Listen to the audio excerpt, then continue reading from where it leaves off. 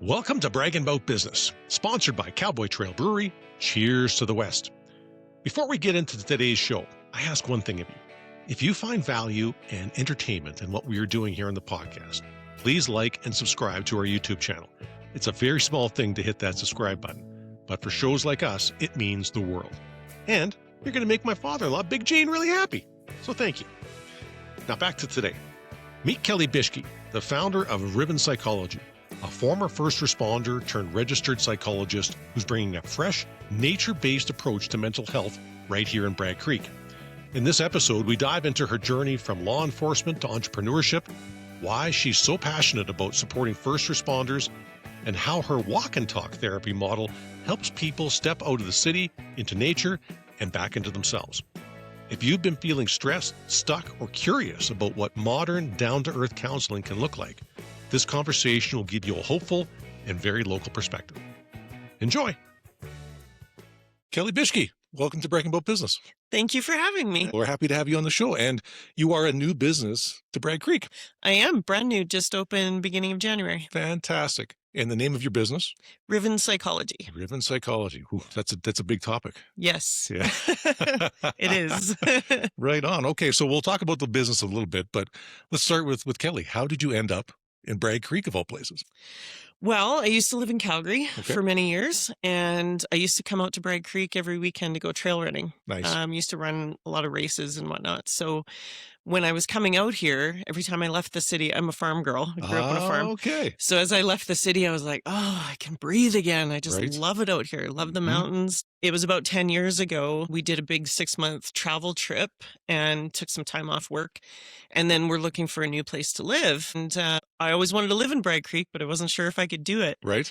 And Yeah. we happened to see a house for sale and ended up coming to take a look. And that was all she wrote. Nice. I know the lure of Bragg Creek. Everybody loves it out here. Yes. I think they visit once and they just think, how can I move here? Right. And Yeah. it's just the proximity to the city, but yet It's so it convenient. doesn't feel like you're anywhere near the city. No, absolutely. No, it's Yeah. fantastic out here. That's Yeah. great. So you've been in Bragg for 10 years. Yeah, it'll be 10 Okay. years in November. Oh, well, fantastic. Absolutely. Yeah. That's happy anniversary. Thank you. Now, Rivan, you've opened that in Bragg on Balsam Avenue. Yes, I'm actually inside the physiotherapy clinic. Ah, okay. Very Yeah. convenient. Look after your body, look after your mind. Absolutely. Yeah. They were kind enough to let me share an office there, so it worked Perfect. out really well. So you're 100% in Bragg Creek with the practice? I'm part-time in Bragg Creek Okay. and part-time in Calgary. And how long have you been practicing?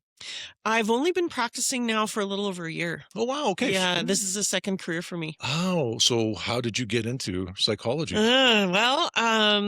My undergrad is in criminology and Okay. got that many, many years ago. And I worked in law enforcement most of my career. Oh, neat.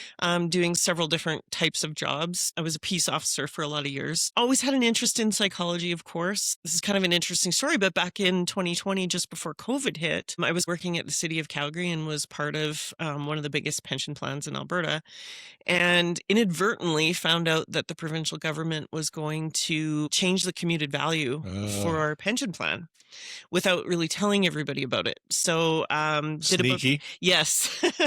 Did a bunch of homework and chose to leave that position. I wasn't very happy there anyway, and had gotten a trading and investing education so that I could trade and invest my own money Okay. for a while, just to kind of see where I wanted to go with things.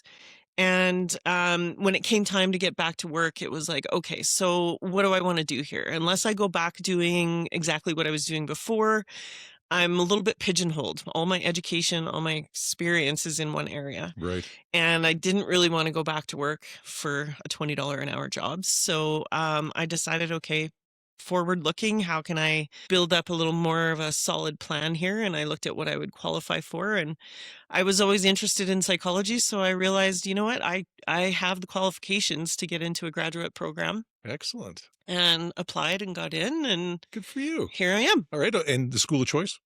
It was actually Yorkville University. Nice. I chose that because it was fully online. Yes. Of course, during COVID, that was important. But then afterwards, I thought, I don't really want to be driving to Calgary every day to sit in classes anyway. Right. Then you decided to start Rivan in your home community. Yes. So when I started this, I always had this idea that there isn't an actual psychology office here in Bragg Creek. And I thought there's going to be locals like me who maybe are looking for a service like that, but don't want to drive to the city, or maybe they don't even want to go to Cochrane. And I thought, well, that's a nice little kind of niche community. And then I thought there's probably also a lot of people in Calgary, like I was, that would maybe prefer to get out of this city. Yeah.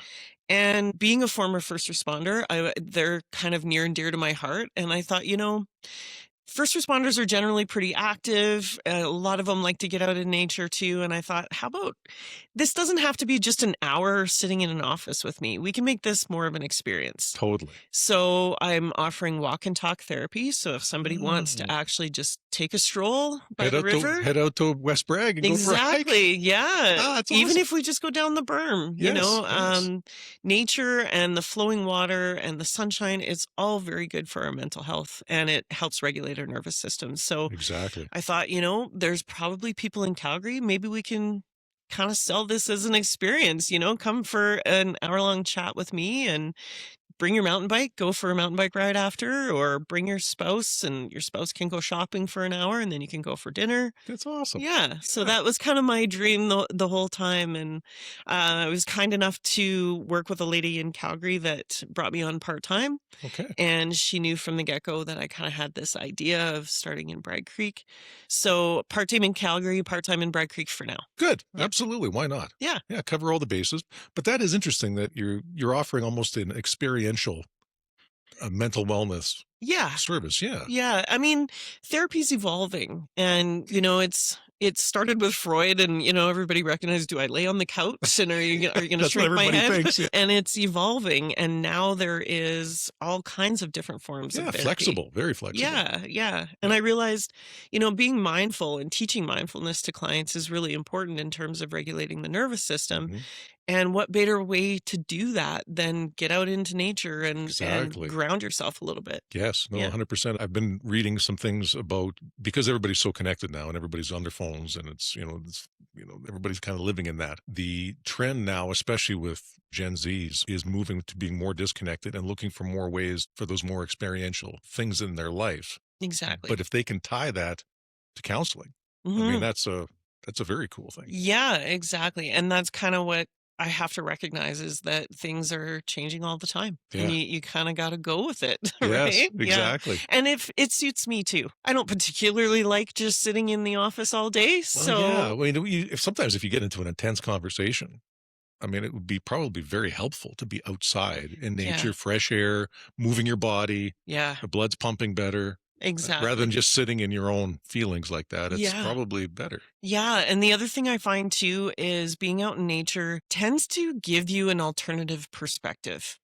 It kind of allows you to recognize that, I'm part of this world, but I'm this small part, and maybe my problems aren't quite as big as what I feel they are. Yes. And, when you can look around at the mountains and recognize, these mountains have been here for millions of years, and it gives you that perspective of, there's a lot more out there than just my problems. 100%. Yeah. We're this big, literally. Yeah. Yeah. Get out of our own heads. Yeah, exactly. Get out of our own heads. So is there anything specific, because you spent time as a first responder, that made you really kind of lean into wanting to become? Was there any experiences that you had? There's a lot of traumatic things that first responders go to. And you were a paramedic? No, actually. So I was a peace officer. Okay. So I moved around and did several different jobs. For example, right after university, getting my criminology degree, I actually worked at West Edmonton Mall security. Oh, right. Which I still say to this day was the best law enforcement experience that you could possibly get, like prior to becoming a police officer. You're not the first person that's told me this. I had a young woman on in the summer, and she's a first responder now in Calgary and as a paramedic, but she started in Saskatoon as a mall cop. Yeah. Yeah. And she said it was one of the best jobs she's ever had. Yeah. Yeah. And of course, West Edmonton Mall at the time, biggest mall in the world, I think it was at the time. We dealt with pretty much everything that you could possibly think of. Wow. So it was a really good experience. Made some really great friends and really solid connections that I've kept over the years for decades. And a lot of those people went on to become police officers. Some of us went different directions, but stayed in the law enforcement area.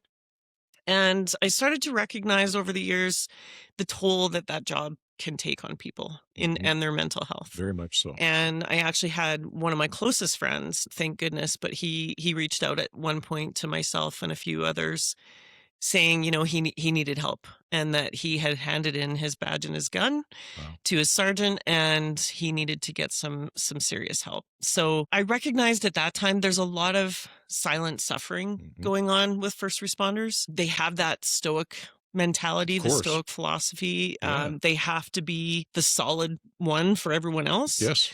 And they're kind of always on guard. And then when they have these repeated traumatic experiences, it just culminates into ultimately it ends up being in PTSD, right? Yes. And you hear about first responders and suicide a lot. Mhm. It happens a lot. The rates are much higher than other positions. Yes. Actually, paramedics have the highest suicide rate amongst first responders. And I just thought, if I can help my peers and the people that I hold near and dear, then why not? That's beautiful. Yeah. That really is, yes. There's obviously the job aspect of the stress and the trauma that they experience there. But I also think the system that they have to work in, the organizations that they work for, don't necessarily help Yes. that much either. That's an added layer. Yeah. Because they deal with the experiences on the street, and then they also have to deal with these organizational pressures and things like moral injury, where they may have to do something that they wouldn't normally do as a person, but Yes. it comes with the job. Yeah. And then there's, the ones that maybe they have to be medically retired and don't really know what to do after that, because a lot of first responders see that as their identity. Mhm. It's who they are. Yes. It's not just a job, it's who they are. So when things happen and they can no longer do the job that they know how to do, it brings up a lot of grief and a lot of identity crisis and on top of the trauma. So there's a lot to unpack there. If you could speak to those people in those professions right now, what would you say to them if they're in that kind of a situation? I would say, first of all, reaching out for help is actually one of the most courageous things that you can do. My closest friend is still here because he chose to reach out. And you don't have to suffer in silence. There are people that understand. There's people that have worked in that area before and do understand the pressures, not only Yeah. of what you're dealing with on the street, but also the organizational stress. And it takes a lot of strength and courage to reach out and ask for help. And we want more people to do that. Yes. So that first step is the hardest one. Yes. Yeah. Asking for the help. Yeah. What's one myth or misunderstanding about therapy or mental health that you'd like to set the record straight on? I think it's how therapy is evolving. Generally, I think some people still have this idea that it is just I'm sitting on a couch and Right. pouring my heart out to somebody. They're going to ask me what my relationship was like with my mom and my dad. Right. Which we are probably going to do. Right. Yes. It's important too. Yeah. But yeah, I think that now I like to take a perspective. I'm a very relational therapist. So I believe in self-disclosure for one. Generally speaking, you're kind of taught in school as a therapist to not self-disclose because it's all about the client. Mhm. And I agree with that. However, I think when people can relate to you as a human being, it makes them feel more comfortable. Exactly. Yeah. Yeah. You want to be on the same page with the life experience, and you want to know that your therapist has been through stuff too, that they've Exactly. successfully navigated. Exactly. Yeah. Yeah. And to be honest, I think this is probably the first time in my life when my age is actually an advantage. There you go. Yeah. Yeah. Oh, absolutely. What do you recommend to people when they're looking for a counselor? Well, about 30% of the therapeutic outcome really is just based on the relationship with your therapist. So that's a big chunk. Right. So having a good rapport with your therapist, somebody that you feel comfortable with, that is to me the foundation of all of it. And I started thinking back to, because I've gone to therapy over the years, many different times with different therapists. And the one that I connected with the most, I kept racking my brain, what modalities did she use? What interventions did she use on me? And I thought, you know what? I don't remember any of that. I just remember that I felt really comfortable with her. Natural. Yeah. And that I felt like I could tell her anything and she wasn't going to judge me. And that was the most important part. So that's how I really try to approach my clients. I try to let them know that, look, yeah, I've got some tools in my toolbox here, but first and foremost, it's us. Yeah. It's what's happening in this room. And this relationship is a little microcosm of your relationships outside of here. So let's make this the best we can. I've heard it as described as it's a lot like dating. Yeah. Yeah, exactly. Because, I mean, if you call the first person up and you don't click with them, there's nothing wrong with going to another person. Exactly. Yeah. And I tell people that when I have consult calls all the time. I let them know that I'm not going to take it personal. Right. You know, It's about if them. yeah, Right. yeah, you know, Yes. if you come in for a session and you just decide that I'm not a good fit, that's okay. Yeah. I understand that. You know, I'm not going to be everybody's cup of tea, and that's okay. Yeah. Yeah. Are you specializing in any particular modality? So I'm trained in EMDR, Okay. which is a really great modality for trauma. As of course, I'd like to focus on first responders. I want to have that as part of my toolkit. So trained in that. Also getting some training in internal family systems, which integrates with EMDR really well. Generally speaking, though, I take a real like a strengths-based approach. That's the other thing about therapy is it doesn't have to be sitting on the couch and drowning in your problems. Right. Like, let's start looking at those inner resources and those strengths that you already have Yeah. and the ones that we can strengthen a bit more so that you can rely on them a little quicker or a little more intensely. Right. So I like to take that kind of stance with all my clients. Sure, I want to hear about the problems, but I also want to hear about you as a human and how you manage these things on your own Yeah. and what kind of inner strengths we can tap into. So that's a big one. But in terms of the other modalities, I'm very integrative. I believe in getting to know my clients as a person and knowing what's going to work for them. Some people are very deep thinkers, very cognitive, and then other people feel things more somatically. And you kind of have to adjust some of those interventions for the client and see what's going to work the best. You're trying to help them get the skills or build the skills to cope. Exactly. Right. Not only with what they've gone through, but what's probably going to happen in the future. Isn't it? Yeah, exactly. And if you've got those skills already and you know that you can pull them out whenever you need to in the future, that's going to serve you well. Well, there's a lot of talk in the last, I don't know, probably ever since COVID, at least I've noticed it, about self-care. So what does that look like for you? What do you recommend to your clients? Well, getting out into nature, first of all. That's good. Yeah, absolutely. Yeah. You know, years ago, I started learning about the value of meditation, and I thought to myself, man, I don't think I could do that. I don't think I can sit in the corner on a pillow and, Right. do the thing. I don't think I can do that. But what I started to recognize was that I was already practicing mindfulness in my own way.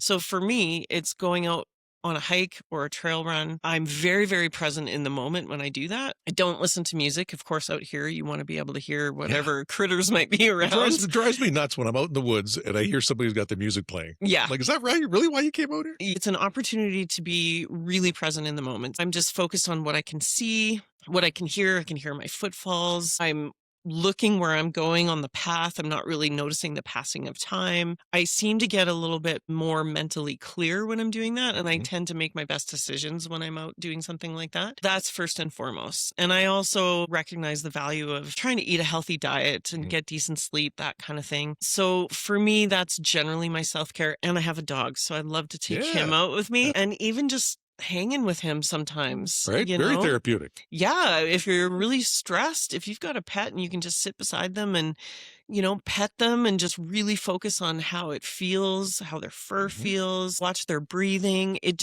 really grounds you and brings you back into the present moment. Yeah, 100%. Yeah. And they're not going to judge you. Exactly. Yeah. They're probably the best therapists out there. Yes. Yeah. Now, what about burnout? That seems to be a bigger and bigger thing lately, especially since COVID and people are working more at home. So they're always working, they're always on. What are some signs that people should look for, signs for the burnout? Because they might be living in it for a long time and they just think it's normal to be like this and feel this way. Absolutely. So there's definitely, if you start to kind of socially isolate, you don't really want to hang out with people anymore, that withdrawal, and then not really finding pleasure in things that you used to find pleasure in, just not having any motivation, losing that empathy for people. That's a big one as well. Sleep disturbances, anything like that can be an indication of burnout. And the stress level that people have to operate on a day-to-day basis now is very high. Yeah. And I think too, when you work from home, If you don't have that separation between work and home, and you need a ritual or something to Yes. separate that, Yeah. then it all kind of blends in together and you don't get that reset time. Yeah. Yeah. Never ends. Yeah, It never ends. exactly. Yeah. How have you personally grown through the process of opening your own practice? Oh man, it's been a steep learning curve. Is that right? Yeah. Well, being an entrepreneur, period, is Yeah, that way. yeah. I mean, I worked in the public sector my whole life, and I always had jobs where I had paid vacation Yes. and Yeah. unions, all There are that some stuff. benefits. Yeah. Yeah, there's some benefits. You get paid the same every 2 weeks, that kind of thing. So of course, being an entrepreneur is completely different. At the same time that I was trying to learn all the skills to be a better therapist, I was also learning how to be a business owner. Right. And that it was a lot, and it Yes, still is a lot. it is. It hasn't ended yet. So it's been an interesting ride, I will say that. Yeah. Yeah. Like I left my corporate gig in October, Mm, and it is a bit of a breath of fresh air yeah. when you leave that behind, and it is just you. I mean, there's pros and cons to it, but it is refreshing. It is. Yeah. And I think the most refreshing part for me is having control over whatever happens. Yeah. It's on you. Yeah, You it's can on. decide. If you screwed up, it's on you, and if Yeah. you succeed, yay you. Yeah. That's right. You own it all. Yeah, but I found like in the public sector, you didn't have a lot of freedom of choice. No. You pretty much had to follow the rules and Yeah. Here's the playbook. Do it. Yeah, Yes. exactly. Yeah. Yeah. So I do like that aspect of having control of my own world. Yeah. Yeah. Oh, 100%. No, that's great. Looking ahead, what role would you like Rivan Psychology to play in supporting the community in Bragg Creek? I want it to grow, obviously, and I want it to be that safe, judgmental space that locals can come, and they are starting to, like, word of mouth is starting to get out, Good. which That's is good. great. Yeah. Yes. And I would like it to be that kind of hub for people to get out of Calgary and to get out of the chaos. Come out here where it's nice and calm, Yeah. get a different perspective. And that's kind of where I'm hoping things will go. Good. Yeah. Excellent. Well, I think, this hopefully will help being in Yes, the podcast. absolutely. We'll get the word out there, 100%.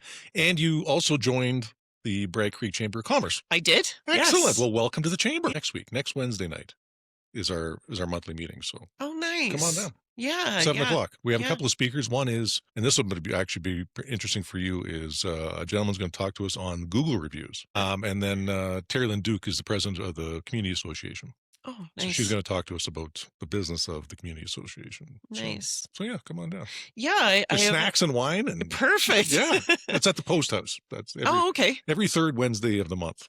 It's at the Nice. Post House. Yeah. Actually, one of my good friends, she's a local here, Lindsay Kindred. Oh yeah, she's on. Yeah. yeah. And so her and I got into this whole discussion, and she was the one that said, you got to be part of the chamber, and you got to do this, and you got to do that. So she's been great at helping me, is. Yeah. reach out and do some networking. Yeah, she's a great board member. She's awesome. She's Yeah. got a lot of enthusiasm for Bragg Creek and small business, Yeah. which is awesome. To be a teammate of hers. Yeah. She's a lovely human. Oh, we got a great board. I mean, it's everybody's very willing and able, a lot of experience, a lot of business owners for a long time that have been on there. And so it's a good time. Okay, I got some personal questions for you now. Okay. All right. Do you believe in Bigfoot? You're You're spending all this time out in nature, quiet, thinking, no? I'm going to have to go with a no on All that right, one. all right. I'm not saying whether I do or not. I just find it interesting people's reaction when I ask the question. Yeah, So, well, it's an interesting question. and yeah. I've found some that are they're almost there. Well, I'm pretty open to things, I'm pretty open, but I so far haven't seen anything that's really convincing. What was your first job? Oh, geez. Well, I grew up on a farm, so does it And- count? Does it count like Of working course. for Yes, dad? that's business. Yeah. So of course we had chores when we were young, but then Mm. and when we started to get like 10, 11 years old, dad said, I'll pay you a little bit of allowance money if you come out and pick roots, pick rocks, Yes. looking after all the animals, that kind of thing. I think the worst part about that was picking rocks in a summer fallow field. Oh, They just never seemed to go away. That's You slave turn around and labor they're right there. yeah. yeah. And then as we got older, he used that as, the kids came home last night and they're probably hungover today. So guess what? 6 a.m. we're going to pick rocks. Oh Yeah. man. Yeah. So that was interesting for sure. Yeah. And sorry, where did you grow up? Stettler. That's right, Stettler, Yes, Alberta. So that was my first job per se, but then at 13, I started working at the bottle depot in town. Oh, nice. Yeah, and I've been working ever since. Yeah. What was your favorite job? Ooh, so when I was 20 years old, I got the opportunity to go to Australia for 6 months. Oh, that'd be cool. It was very cool. Yeah. And I needed to work. I was on a visa, but I needed to work while I was there. And the lady that I was living with at the time, she recommended this thoroughbred racing stable that was nearby. And I went and talked to the manager there and I said, look, I have no experience with racehorses. However, I grew up on a farm. We always had horses around. I understand horses. And he said, okay, well, how about you come work for me for a few days and I'll see how you go. And 2 days later, he said, you got a full-time job if you want it. Sweet. Yeah. So started working there on that racing stable and we were working with yearlings. They were getting them ready for the Melbourne yearling sale. Oh, wow. And horse racing down there is huge. Like it's kind of like football, hockey No kidding. up here. Yeah. Really? Yeah. And I started to recognize how expensive these horses were. And I had a filly that sold for $100,000 and Whoa. she was just a yearling. She's never hit the track yet. And I just thought, wow, like this is beyond me. But I loved the work so much that when I came home and I went back to university again, I found a racing stable in Nisku area. So I was going to U of A and I would work there in the summers and work with all the mares and foals and some of the layups and got to ride some of them. And so that was my favorite. That's for sure. awesome. Did you ever go to the Kentucky Derby? No. I did go to the big races in Melbourne though. Oh, and it was a big deal. Oh, yeah, I imagine. So what was your worst job? Oh, probably again in Australia when I was looking for work, I ended up working for a bricklayer. Oh. And most of their houses down there are brick because of the heat. And My God, the heat. Yeah. Yes. For 12 hours a day, I had these little tools they had spikes on them that would go through the holes in the bricks. So you could carry about 5 at a time on each one. Mm-hmm. All day long, just moving bricks from one place to the next. And it was hot. It was That's like chain hard gang work. Yeah. And I thought about it. I'm like, I'm not opposed to hard work. Like I'm okay with that. But really, do I want to do this on my short period of time that I'm here on this continent? You're probably very fit at that time too, right? Yeah, that would be. Yeah, and I just decided, no, there's got to be other things out there I can do to make money and at least have a little more fun. Right, use your head, not your back. Yeah. No, exactly. What did your parents want you to be when you grew up? Oh, my parents always just said, whatever you want to do. Yeah, that's nice. Yeah, they were always very, very supportive. They never tried to influence me one way or the other. They just honestly said, you know what? You choose. You do you. And we're here. Yeah. Nice. Did you have a dream when you were a child what you wanted to be? I was one of those people that changed my mind a few times. All right. Which is fine. Yeah. It's fine. It's fine to do that. Yeah. At one point, I wanted to be a veterinarian Mm-hmm. because, of course, I love the animals. Yes. But I started to recognize very quickly how heartbreaking it is to see an animal in pain and suffering and they can't tell you what's wrong. Yeah. And I just thought, I'll be a mess. You don't want to see that every day. No, I don't think I could do that. So changed my mind, but I was always interested in sciences. I took a bunch of science courses in my first year or two of university. And that sort of led me down a path of forensics. And I had a real interest in possibly getting into forensic work. But then I asked myself, do I want to be in a laboratory all day long? Sure enough. And the answer was no to that. So I ended up kind of shifting gears and got into the criminology program. And I ended up getting my first undergrad degree in that. Really appreciated it. And of course, it opened doors for my jobs going forward. It didn't really train you to be anything specific. I mean, you don't get out of university and you just go to work as a criminologist. Sure. Right, yes. That you could go on to be maybe a professor in college or something like that. But it did open some doors for some positions. So I'm grateful for that. Yeah. Nice. What's your favorite show to watch on television? That's a good question. It's got to be Dateline. I do love Dateline. Yeah, I knew you did. I do love it. And actually Forensic Factor. That's a great one too. Yeah. I do love the documentaries for sure. And then of course it depends, you know, if you're feeling like some trash TV, there's always some trash stuff to watch. Lots of that on. Yeah. I love things like Survivor. Do you? Reality? Yeah. Okay. Yeah. Well, I don't like all reality, but I do like Survivor in the sense that I love the physical challenges and the mind games. Yeah. You know, just trying to figure people out and how they're going to operate in that situation. How many seasons is there of Survivor now? I think the 50th is coming out. Yeah. Good God. Yeah, I know. It's crazy. Yeah, that's nuts. Yeah. Wow. Yeah. Wild stuff. What's the most valuable lesson you've learned so far as an entrepreneur? Leaning on other people. I think networking and reaching out to people that know more than you do about certain things, I think that's been invaluable. Yeah. And of course, for someone like me that's just starting in this whole entrepreneurial world, there's people that know way more than I do. Sure. So why not use their expertise? Yeah. Don't reinvent the wheel. If somebody's already done it and learned from their mistakes, they can share that with you. Exactly. Yeah. Teach me. Yes. There is an interesting group. Maybe you're aware of it. You're based out of Calgary, but I know there's some female entrepreneurs in Cochrane that are a part of this. It's called Fempreneurs, YYC. Oh, interesting. I haven't heard of it. Yeah. I'll send you the links. They run a really great organization that supports, and I think they gather, I don't know, weekly or monthly anyway, and kind of do a networking thing. So that might be something that you'd be interested in there. What tips do you have for somebody starting in a business? Definitely talk to people. And of course, do your own research. You know, there's aspects of every different type of business out there that it helps to just know what you're getting into and know what you're going to face so that you've got a bit of an action plan. Yeah. I think that's an important part of it. That's a good one. Yeah. What effect do you think AI is going to have on psychology and counseling? Well, we're already starting to see some effects. We do hear from people in the general public saying, I threw my question into ChatGPT or what have you.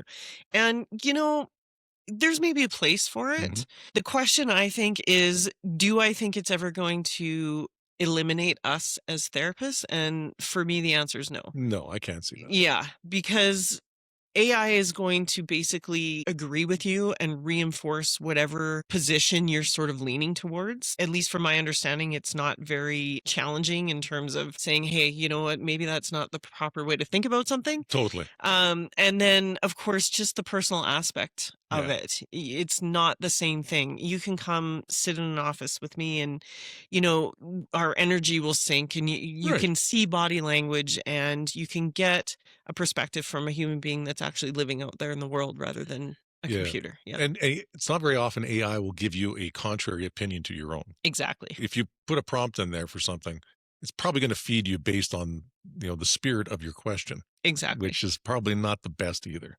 Yes. And I had my own experience with that when I was trying to decide outside of once I graduated from grad school. I thought, do I go work for an organization like Alberta Health Services or do I go the private practice route?